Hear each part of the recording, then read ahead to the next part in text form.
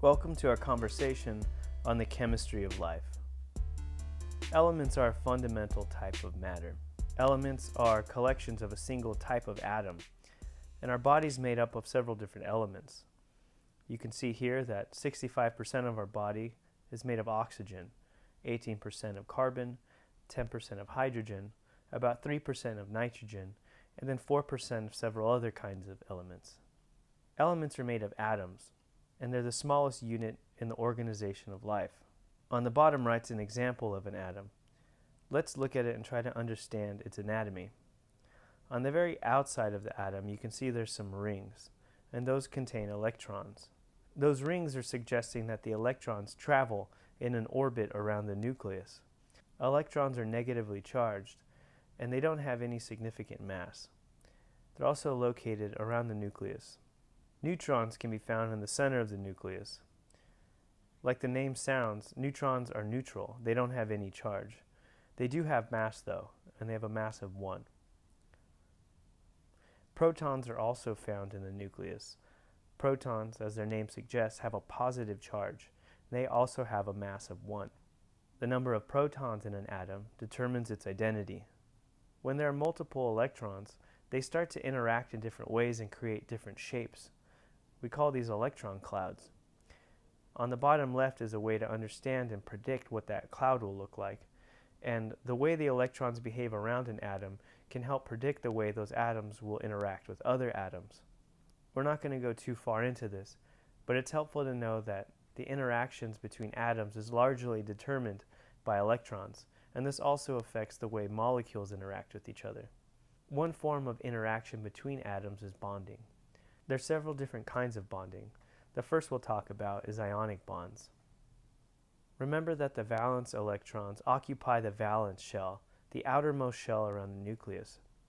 There's a tendency towards a stable number of electrons in the valence shell.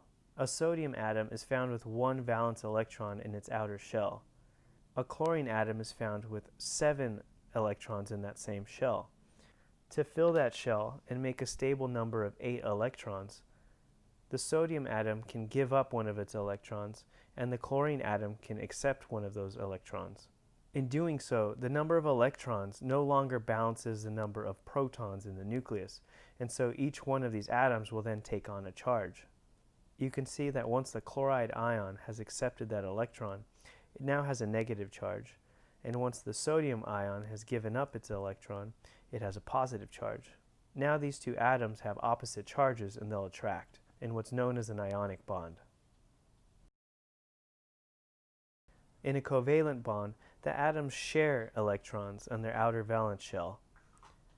Those atoms then become tightly associated.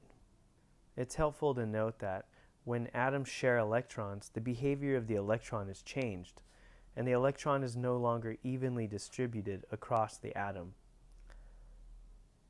Since electrons are charged, that affects the overall charge of that atom.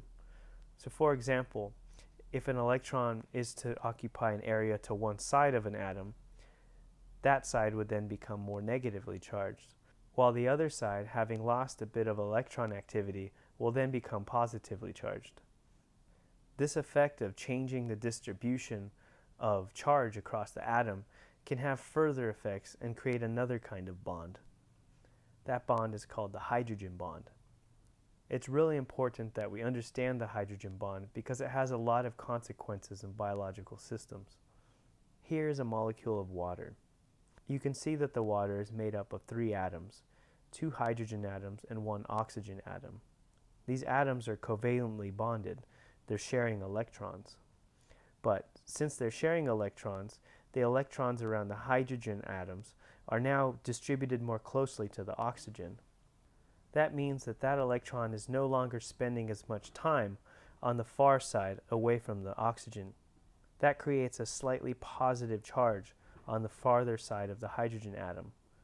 In comparison, the oxygen side of the atom has a slightly negative charge. That means that every water molecule has a slightly negative side and a slightly positive side.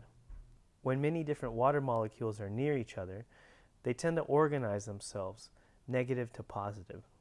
These interactions are relatively weak compared to covalent bonds and ionic bonds, but they have some really interesting consequences. While hydrogen bonds are based on a pretty consistent charge pattern on these molecules, sometimes the behavior of the electron is random and creates moments of positive or negative charge in other parts of the molecule. This can create a lot of other interactions, and we call those van der Waals interactions. We won't talk too much about those, and we'll focus on these three bonds. The ionic bond, where one atom donates one or more electron. The covalent bond, where two atoms share electrons. And the hydrogen bond, where partially charged atoms attract. Remember that in this case, the hydrogen bond is a result of an already occurring covalent bond between the oxygen and hydrogen in water. That creates a situation where a hydrogen bond can occur. What are the notable effects of hydrogen bonds in water? One of those is cohesion. Because water molecules are constantly attracted to each other, they always have a downward net force, and that force has a tendency to minimize the surface area.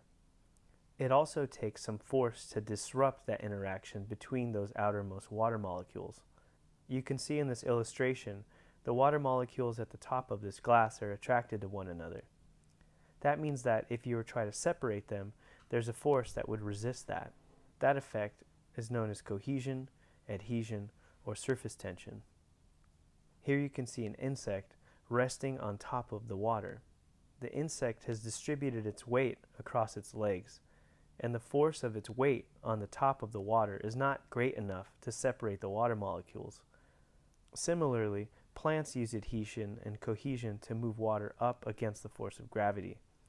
As water evaporates from the leaves of a tree, other water molecules are pulled up to replace them.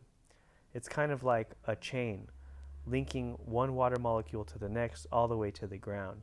As the top water molecules are pulled up and evaporate, they pull up on that chain, and the net result is that water molecules are pulled into the roots to replace them. Another effect of hydrogen bonds in water is water's ability to dissolve things.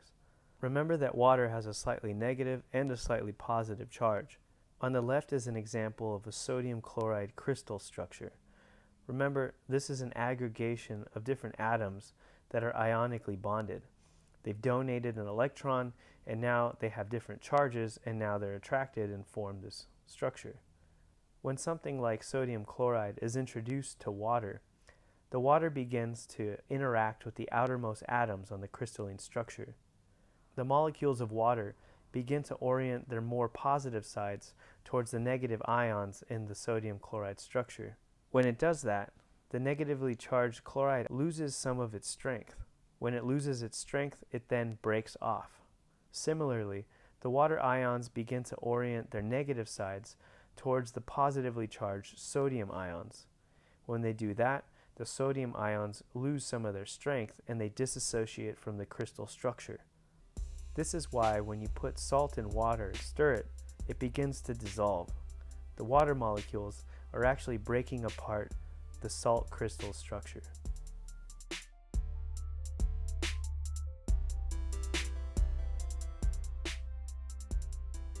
Another effect of the hydrogen bonds in water is the ability for water to regulate temperature.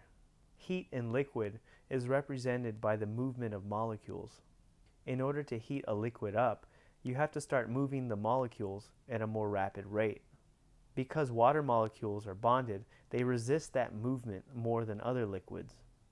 That means it takes more energy to heat up water than it does to heat up nonpolar liquids. Remember that one of the emergent properties of life is homeostasis. That's the ability to maintain internal constancy. Well, water in the bodies of living things helps maintain and regulate temperature. It's resistant to fluctuations. Larger collections of water, like oceans and lakes, are also resistant to temperature change. On the very left, you can see a graph.